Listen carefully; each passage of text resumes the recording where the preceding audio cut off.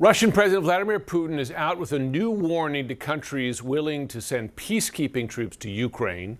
He told the Russian Economic Forum that he opposes any deployment of Western troops in Ukraine, calling them legitimate targets.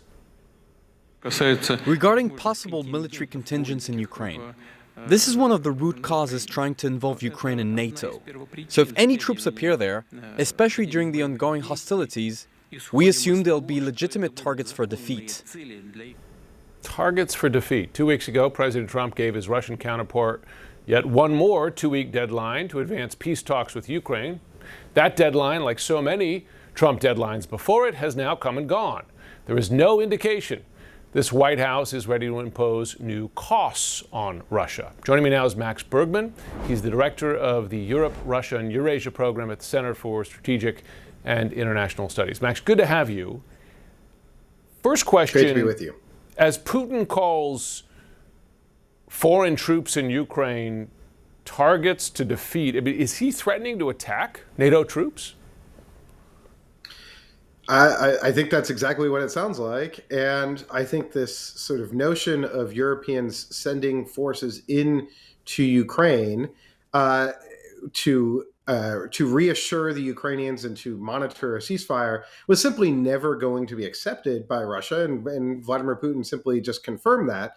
Now, I think part of what Europe is trying to do is send a signal to Donald Trump that they have skin in the game and are willing to back the Ukrainians. But I think what we've just witnessed from Putin is that we're a long way away from there being any sort of ceasefire or any sort of peace agreement, and that he would see any Europeans that are on the ground, any European forces, as essentially NATO in Ukraine.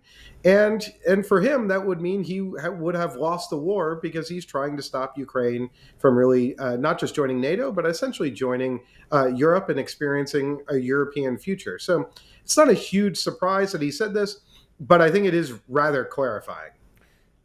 Isn't it yet one more sign that Russia and Ukraine, frankly, are nowhere close to an agreement, right? Because Ukraine wants security guarantees for any peace agreement, and they just don't trust Russia, so they'll want some sort of European participation there. And if Putin is saying he can't live with that, where do you see the outlines of a workable deal at this point? No, I don't see a workable outline. It reminds me a bit like when I just picked up my kid from school, spun him around on the merry-go-round, was all excited. He got a little dizzy, got a little sick. And, when he got off at exactly the same spot that he got on. And all the sort of 6 months of talks have basically been a distraction from what's actually happening on the front line, which is Russia is making gains.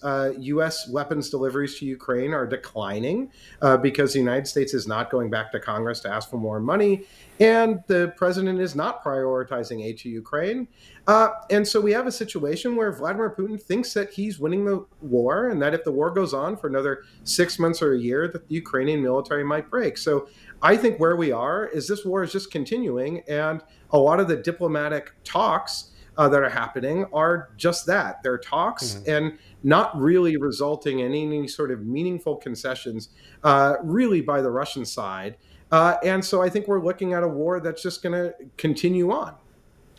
What is the significance then of not just Putin, but also President Trump putting the blame on Europe to some degree for slowing progress towards peace? Well, I don't really see how Europe's at fault here, particularly when President Trump cut the Europeans out of any sort of peace negotiations in the beginning part of this process. I think what he came into office believing was that Ukraine was at fault for this war, and that if he put pressure on the Ukrainians, as he did in that terrible Oval Office meeting, that that would get Ukraine to agree to a ceasefire. But the real aggressor in this war is Russia. They're the ones bombing Ukrainian cities constantly and engaged right now in a ground offensive against the Ukrainians. And he has not shown really any willingness to throw the book at Russia. He has threatened sanctions against India or tariffs against India, but that has not resulted in India buying less Russian oil. And he's not really committed to providing Ukraine with weapons. He's agreed to sell some weapons to the Europeans to then sell to the Ukrainians. But what we're seeing is the United States gradually quitting on this war and pulling back. And that is leaving Yeah. Ukraine, I think, shorthanded. And it's also meaning that the Europeans are really stepping up, and they are stepping up to support Ukraine. But it means that Russia thinks it can win this war. Why do you agree to peace terms when you still think you can win this war? It's sort of the opposite of what President Trump has said that he would do, which is peace through strength. And we're basically seeing the U.S. Pull out and looking very weak in this conflict. Yeah, and that's a gift certainly to Putin. Max Bergman, thanks so much for joining.